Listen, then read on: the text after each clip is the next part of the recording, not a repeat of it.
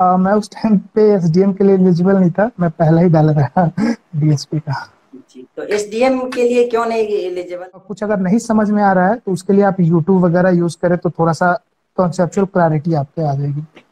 और उसमें एक सेक्शन और आते हैं जिसमें इकोनॉमिक्स एंड ज्योग्राफी। तो इकोनॉमिक्स एंड ज्योग्राफी के लिए कौन से नोट्स या बुक को फॉलो किया आपने हाँ। और कौन से फॉलो करने चाहिए? तो सबसे पहले तो आपको बहुत बहुत बधाई कि आपने 64वीं बीपीएससी में सफलता हासिल की है, वो कि पहली बार में। और साथ ही अ, अपने सेल्फ स्टडी या किस तरह तैयारी की है उसके बारे में बताइए। मुझे लगता है कि बीपीएससी के प्रिपरेशन के लिए आपको सारे प्रिपरेशन को 4 पार्ट में बांटने की जरूरत है।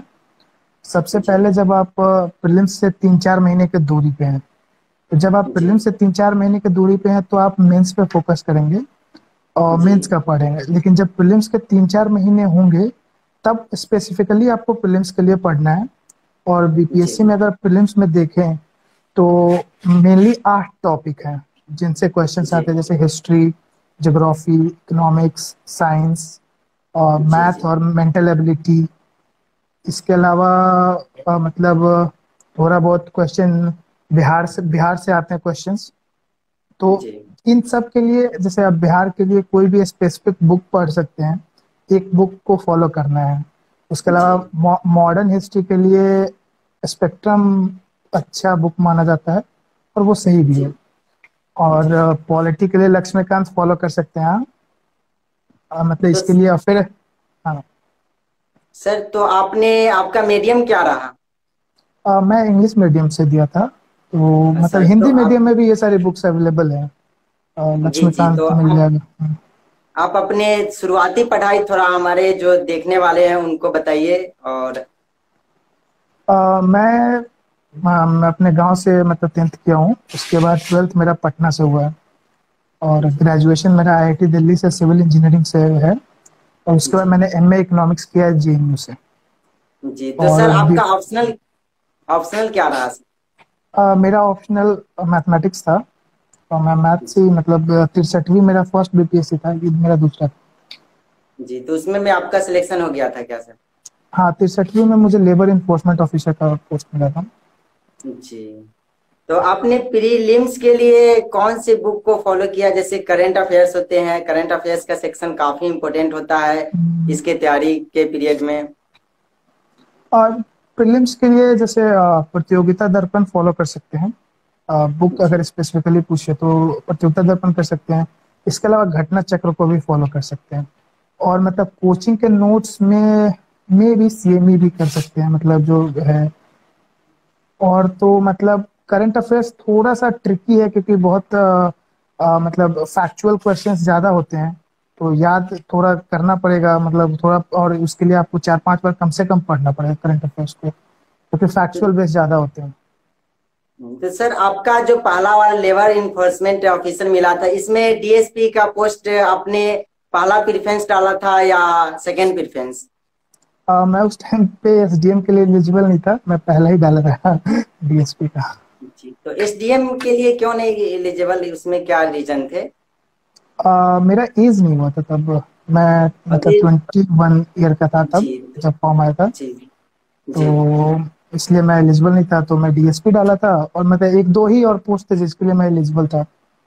जी जी, तो एसडीएम के लिए कितने एज की जरूरत होते हैं? 22 ईयर्स की जरूरत होती है, जब आप शायद फॉर्म का जो डेट होता है उसके हिसाब से मतलब वो कैलकुलेट करते हैं। जी, तो सर आपने मेंस के लिए, मेंस के सेक्शन में तो बहुत सारे सेक्शन आते हैं, उसमें हम्म, इंटरनेशनल रिलेशन होता है एक सेक्शन, करंट हम्म, अफेयर्स हम्म, और के इंटरनेशनल हम्म। रिलेशन। उसके लिए कहाँ से तैयारी करना चाहिए और कौन सी चीज को आपने फॉलो किया? जैसे इंटरनेशनल रिलेशन में आप मतलब सबसे मुझे लगता है विजन आईएएस को फॉलो कर सकते हैं। विजन आईएएस का जो हिंदी में है, मतलब हर मंथली मैगजीन होता है, उसमें से इंटरनेशनल अफेयर वाला जो पोर्शन है उसको जी पढ़ लेंगे। तो वहां से उसमें क्योंकि बेसिक्स भी होते हैं, तो मतलब ओवरऑल वहां से हो जाता है, मतलब वहां से तैयारी आपका हो जाएगा। इससे ज्यादा मुझे नहीं लगता कि कुछ और फॉलो करने की जरूरत है, मतलब उससे हो जाएगा। थोड़ा और बहुत आप करंट प्रीवियस ईयर क्वेश्चंस को भी मतलब उसको नोट्स बना लें, जो भी आए हुए हैं खासकर 60-62वीं के बाद के। क्योंकि उस टाइम पैटर्न चेंज हुआ था। तो 60-62 के बाद के जो क्वेश्चन है इंटरनेशनल रिलेशन के, उनके शॉर्ट नोट्स बना ले, प्लस विजन आईएएस का जो इंटरनेशनल रिलेशन का वो है पोर्शन, उसको कवर कर ले, उतने से हो जाएगा। और उसके बाद है कि उसमें एक सेक्शन जैसे कि आते हैं डीआई के लिए, तो डीआई के लिए आपने प्रीवियस ईयर से तैयारी किया या मतलब उसके लिए कुछ बुक को आपने फॉलो किए? जैसे मेरा तो थोड़ा टेक्निकल बैकग्राउंड है, तो मैं डीआई के लिए ज्यादा कुछ किया नहीं था। बट मुझे ऐसा जी लगता है कि डीआई के लिए ज्यादा बुक्स वगैरह ना फॉलो करके, जो प्रीवियस ईयर के सारे क्वेश्चंस हैं 60-62 जी से लेके अभी तक के, उनको करें। और उस पर अगर कमांड है तो मुझे लगता है कि 4 में से 2 क्वेश्चन आपके आराम से निकल जाएंगे, क्योंकि सेम जी टाइप के क्वेश्चंस होते हैं, पाई चार्ट और बार चार्ट इन्हीं का होता है। जी जी। और एक चीज है और, जैसे कि इसमें पेपर 2 में एक पेपर आते हैं आपको, सेक्शन उसमें आता है साइंस एंड टेक का। तो उसके लिए आपने कहाँ से फॉलो किया साइंस एंड टेक के लिए? साइंस एंड टेक में जैसे 5-6 टॉपिक होते हैं, उसमें से कहाँ से उसकी तैयारी किया? जैसे साइंस एंड टेक के लिए मतलब एक तो ये कर सकते हैं कि पिछला जो भी यूपीएससी हुआ है उसका विजन आईएएस का मेंस 365 फॉलो कर लें, साइंस एंड टेक वाला जो पोर्शन है। तो उससे जी करंट और जो हिस्टोरिकल पर्सपेक्टिव है वो भी उसमें दिया रहता है, तो वो दोनों हो जाएगा। और उसके अलावा जो करंट मतलब मैगजीन उनकी आती है मंथली, उसका साइंस एंड टेक पोर्शन वो भी मेंस के पर्सपेक्टिव से करना है। ज्यादा चीजें याद करने की कोशिश नहीं, मतलब फैक्चुअल ज्यादा नहीं याद करने की कोशिश करना है, मेंस के पर्सपेक्टिव से उसको पढ़ना है। तो ओवरऑल ब्रॉड आइडिया लेना उससे, उससे मतलब मुझे लगता है साइंस एंड टेक हो जाएगा। ज्यादा मतलब और कुछ अगर नहीं समझ में आ रहा है तो उसके लिए आप यूट्यूब वगैरह यूज करें तो थोड़ा सा कॉन्सेप्चुअल क्लैरिटी आपके आ जाएगी। और उसमें एक सेक्शन और आते हैं जिसमें इकोनॉमिक्स एंड ज्योग्राफी। तो इकोनॉमिक्स एंड ज्योग्राफी के लिए कौन से नोट्स या बुक को फॉलो किया आपने हाँ, और कौन से फॉलो करने चाहिए? तो इकोनॉमिक्स और ज्योग्राफी थोड़ा सा ट्रिकी है क्योंकि वास्ट है, इसको कवर करने में थोड़ा सा इशू आता है। तो इकोनॉमिक्स के लिए तो सबसे ज्यादा जरूरी है मुझे लगता है कि बिहार का इकोनॉमिक सर्वे जो आता है उसको पढ़ना पड़ेगा, क्योंकि उससे मतलब आप इकोनॉमिक्स का जब आंसर लिखेंगे तो उसमें इनपुट डाल सकते हैं कि अच्छा यहाँ पे एजुकेशन कम जी है या हेल्थ में इश्यू है, ये जो भी है मतलब ये वाले पोर्शन आप वहां से यूज कर सकते हैं, या कौन सी इंडस्ट्री है, ये सब मतलब इकोनॉमिक सर्वे में अच्छे से डिटेल्ड वे में कवर किया रहता है। तो इकोनॉमिक सर्वे तो करना है बिहार का। इसके अलावा जैसे ज्योग्राफी में, जैसे बिहार की जो बुक है बिहार एक परिचय, इन सब में भी ज्योग्राफी कवर है। बट इसके अलावा मतलब सीएमई के नोट्स फॉलो कर सकते हैं, मतलब वो ठीक है, मतलब कंपाइलेशन है। बुक्स तो मैं नहीं फॉलो किया था कोई, बट मतलब उनसे हो जाएगा। तो सर आपने क्लास लिए थे क्या सीएमई से? नहीं नहीं, मैं कोई क्लास व्लास नहीं लिया हूँ, मैं वहाँ मॉक दिया था बस 64th में। जी जी जी, ओके। और एक चीज और, उसमें पॉलिटी के लिए, जैसे पॉलिटी के लक्ष्मीकांत आपने बताया, तो लक्ष्मीकांत में तो बहुत बड़ा है जो यूपीएससी लेवल का पूरे कंटेंट दे रखे हैं उसमें। हम्म। तो उसमें से कौन कौन से ऐसे टॉपिक है जो मेनली रूप से फॉलो करना चाहिए, जो मेंस के प्रोस्पेक्टिव से हो? और इसे सबसे मतलब जो आर्टिकल 51 तक का जो टॉपिक है वो मतलब बहुत इंपॉर्टेंट है। मतलब फंडामेंटल राइट हो गया, फंडामेंटल ड्यूटीज हो गए, डीपीएसपी हो गए, सिटीजनशिप हो गए, ये सब तो पढ़ना ही पढ़ना है, ये बहुत इंपॉर्टेंट है। और इसको आप अगर लक्ष्मीकांत से फॉलो कर रहे हैं तो बहुत अच्छी बात है। इसके अलावा जो टॉपिक्स हैं उसमें जो यूनियन स्टेट रिलेशन हो गया वो बहुत इंपॉर्टेंट है, पार्लियामेंट हो गया, स्टेट लेजिस्लेचर वाला टॉपिक हो गया, पंचायती राज हो गया, यूनियन टेरिटरी का गवर्नेंस हो गया, ये सब टॉपिक बहुत इंपॉर्टेंट है बीपीएससी के पर्सपेक्टिव से देखा जाए तो। और मतलब जब भी आप इसको पढ़ रहे तो थोड़ा सा बिहार के पर्सपेक्टिव से आप या तो सर्च कर सकते हैं, मतलब या मतलब अगर कोई कोचिंग का नोट्स मिलता है तो उससे भी फॉलो कर सकते हैं। थोड़ा सा बिहार का पर्सपेक्टिव आपको देखना पड़ेगा, क्योंकि क्या है कि कोई भी क्वेश्चन आता है तो उसमें लास्ट में वो जोड़ देते हैं कि इसको बिहार के जी रेफरेंस हाँ। में डिस्कस करने के लिए। तो जी मतलब जी। लक्ष्मीकांत पढ़ के आपको यूपीएससी के और मतलब इंडिया लेवल का तो पता होगा, बट थोड़ा सा बिहार लेवल का भी पता होना चाहिए, तभी मतलब मार्क्स आपके अच्छे होंगे। जी, तो आपने बोला कि बिहार लेवल, तो बिहार लेवल के लिए कहाँ से, जैसे कोई वेबसाइट वगैरह जो बता सकते हैं जिस जहाँ से देख सके बिहार से जो डाटा जैसे कि लिखना पड़ता है मेंस में तो वो निकल पाए? मतलब मैं मोस्टली इंटरनेट का यूज किया था, तो इस वाले में तो मतलब मुझे उतना स्पेसिफिक आइडिया नहीं है, मैं इंटरनेट का इंटरनेट का यूज जिस, करके था।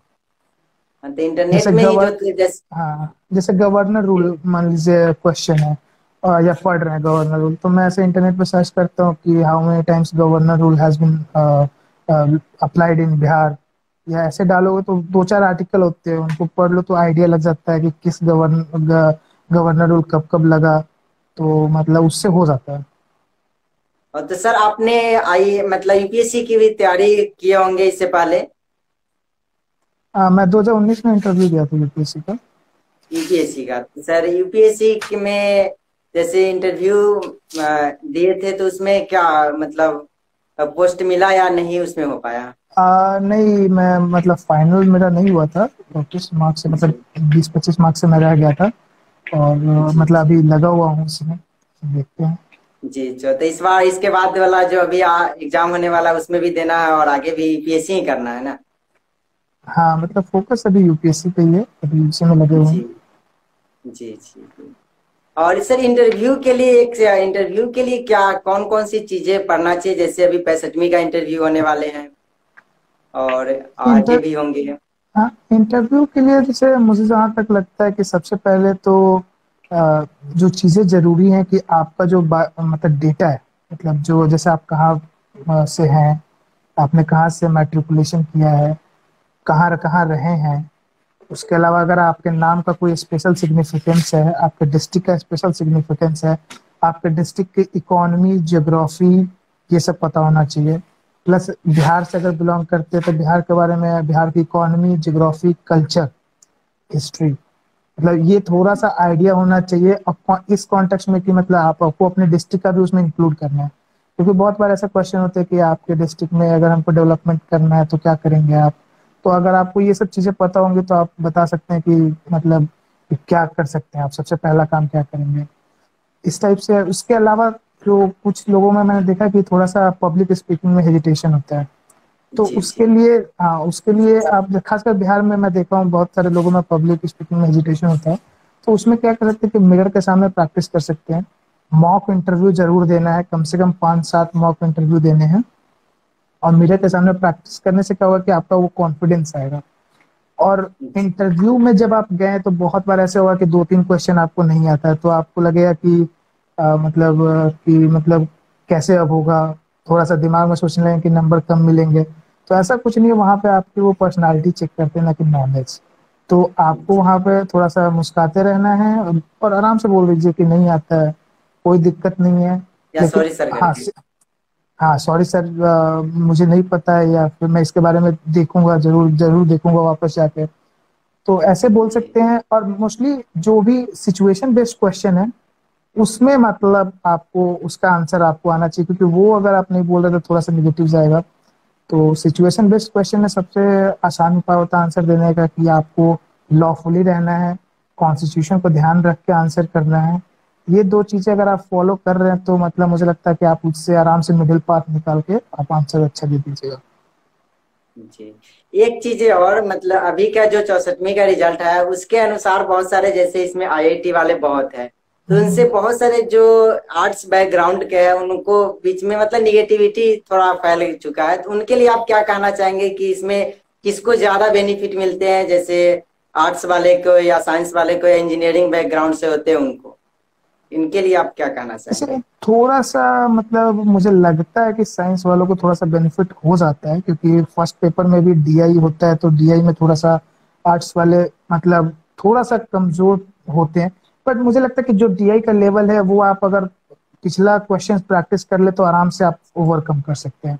इसके अलावा रही ऑप्शनल में डिस्पेरिटी की बात, तो मतलब ये पहली बार हुआ है जब मतलब मैथ में थोड़ा इतना हाई स्कोरिंग हुआ। इससे पहले भी मैथ ऑप्शनल होता था बट कभी ऐसा हुआ नहीं। जी तो इस बार जी ही ऐसा हुआ है। तो अब ये भी जरूरी नहीं है कि अगली बार भी मैथ में ऐसा ही हो। तो आप मतलब और जैसे इससे पहले भी शायद मुझे लगता है 60 से 62 में इकोनॉमिक्स से टॉपर था, 240 के करीब में मार्क्स आए थे। तो इसको लेके ये नहीं होना है कि अच्छा इस बार मैथ हो गया तो सिर्फ साइंस वाले निकल रहे हैं। हो सकता है इस बार लक भी हो, क्योंकि आगे का जी क्या होगा ये किसी को नहीं पता। इससे पहले भी मैथ में कभी इतना हाईएस्ट नहीं गया। तो मुझे लगता है कि हताश होने की जरूरत नहीं है, कोई भी सब्जेक्ट हो उसमें मार्क्स आते हैं। थोड़ा सा आपको कंटेम्प्ररी भी देखना पड़ेगा, कोई भी सब्जेक्ट है तो कंटेम्प्ररी देख के उसको कनेक्ट करके अगर आप आंसर लिखिएगा, और लिखना भी है कम से कम 4-4.5 पेज तो आंसर लिखना ही हर आंसर को। तो मुझे लगता है जी आप किसी भी सब्जेक्ट में स्कोर कर सकते हैं। और ऑप्शनल का रही बात, तो प्रीवियस ईयर क्वेश्चन बहुत जरूरी है इसमें, क्योंकि जी जी मोस्टली क्वेश्चंस रिपीट होते हैं। मैंने बहुत सारे ऑप्शनल के जी पेपर देखे तो उसमें क्वेश्चंस रिपीट होते हैं। तो आप ये कर सकते हैं कि जो भी प्रीवियस ईयर क्वेश्चंस है उसके नोट्स आप बना ले पहले ही। जी। जब आप तो पढ़ रहे हैं मेंस के लिए तो उसके नोट्स बना ले, शॉर्ट नोट्स टाइप बना ले, और उसको जरूर पढ़ें लास्ट टाइम पे, उसको रिवाइज करके तभी जाएं एग्जाम देने। जी एक चीज है और जैसे कि आपने पढ़ाई, तो पढ़ाई का एक टाइम टेबल जैसे कि होता है 2 घंटे 3 घंटे, इस तरह आपने कैसे टाइम टेबल को फॉलो किया? जैसे बहुत सारे होते हैं कि लगातार 2-3 घंटा पढ़ रहे हैं, 4 घंटे पढ़ रहे हैं, उसके बाद अगर मोबाइल हाथ में है तो कभी कभी लगातार तो पढ़ नहीं सकते, तो कभी कभी फिल्म वगैरह भी क्या आप इस पीरियड में देखते थे, या पढ़ाई के समय ये सब नहीं नहीं, चीज जैसे से दूर है? नहीं मतलब इतना भी दूर रहने की जरूरत नहीं है। मतलब अगर आप 7 8 8 घंटे तक अगर निकाल ले रहे हैं हर दिन, तो उसके बाद आप जी थोड़ा बहुत इधर उधर भी कर सकते हैं, कोई दिक्कत नहीं है। बट आपको ये करना जी है कि कंसिस्टेंटली 8 घंटे आप निकाल लें पढ़ाई के लिए। कम से कम, मतलब अगर कोई जॉब में है तो 8 घंटे बहुत मुश्किल है। तो कम से कम 4, जितना भी वो निकाल पा रहे हैं, वो कंसिस्टेंसी ज्यादा मैटर करती है। अगर बीच में आप गैप करेंगे तो आपको फिर जीरो लेवल से स्टार्ट करना पड़ेगा। तो मतलब जी ये जी कंसिस्टेंसी वाला फैक्टर ज्यादा जरूरी है। जी। तो आपने जैसे कि लगातार 4 घंटा पढ़ा या 3 घंटा, या इसमें बीच बीच में किस कैसे कैसे समय को गैप मतलब दिया, मैं मतलब मोस्टली इससे थोड़ा। 2 3 घंटे के बाद ब्रेक लेता था, थोड़ा टाइम के लिए, 10 15 मिनट का ब्रेक लिया। या तो थोड़ा सा नैप ले जी लिया, या बाहर टहल के आ गया, पानी वानी पीने चला गया।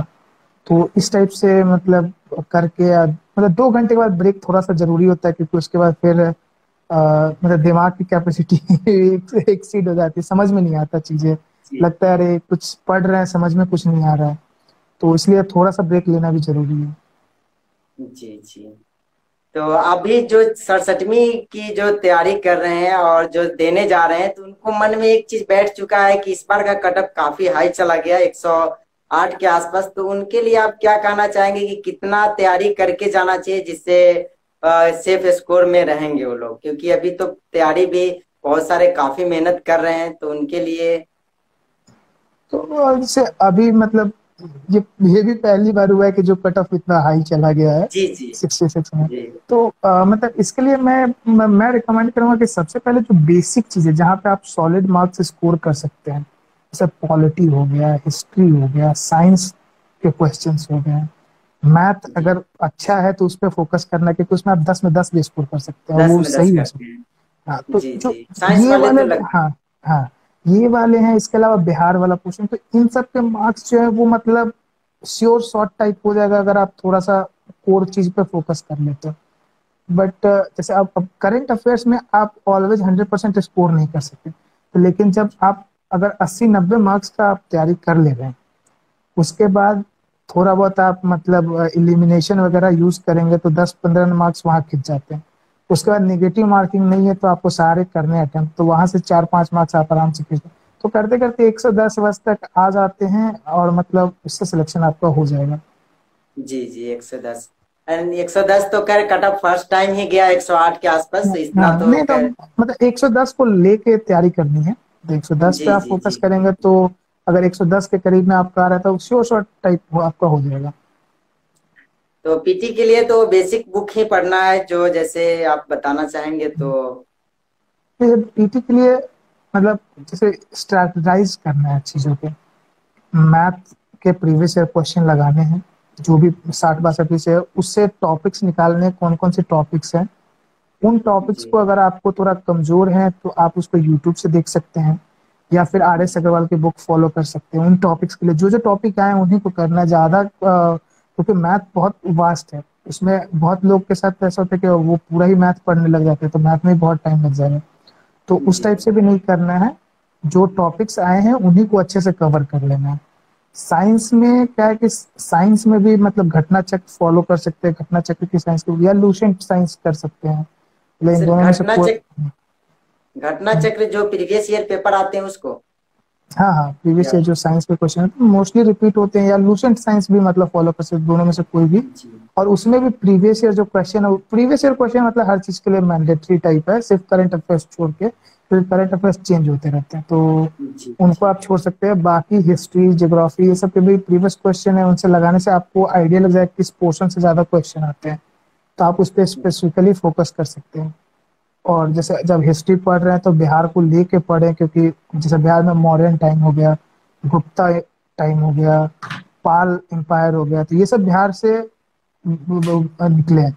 तो इन एम्पायर्स के बारे में आपको अच्छे से इन डेप्थ स्टडी होना चाहिए। जैसे बुद्धिज्म हो गया, तो इसको अच्छे से करना पड़ेगा, क्योंकि बुद्धा को एक से ज्ञान बिहार से ही मिला है। तो उनके जीवन काल में क्या क्या चीजें हुई, वो सारी चीजें बहुत इंपॉर्टेंट हो जाएगी। जैन हो गया, तो जैन जो थे महावीर जैन, उनके बारे में भी जानना पड़ेगा, क्योंकि बिहार उन सब चीजों से कनेक्टेड है। तो जिन चीजों से भी बिहार कनेक्टेड है उस पर आपको स्पेसिफिकली फोकस करना पड़ेगा। जब नेशनल मूवमेंट्स के बारे में भी पढ़ रहे हैं तो उसमें भी आपको मतलब बिहार के स्पेसिफिक की, अब 1857 के रिवोल्ट में बिहार से कौन लोग थे, कहाँ से स्टार्ट हुआ था, मोस्टली यही सब क्वेश्चन होते हैं। एक आध जी क्वेश्चन जी मतलब बीपीएससी का आंसर चेंज होता है, बट उसको लेके इतना भी नहीं सोचना है, क्योंकि अब उसमें जी हम कुछ नहीं कर सकते। हम ऑब्जेक्शन जी डाल सकते हैं, इसके अलावा हमारे पास और कोई ऑप्शन है नहीं अभी। तो उसको उसी तरह लें और आराम से मतलब करें, बेसिक बुक्स फॉलो करें, हो जाएगा प्रीलिम्स। जी। तो आपने बहुत बहुत धन्यवाद कि आपने इतना कीमती समय हमारे लिए निकाला, और हमारे जो देखने वाले हैं उनके लिए तो बहुत बहुत धन्यवाद। धन्यवाद। नमस्कार। चलिए।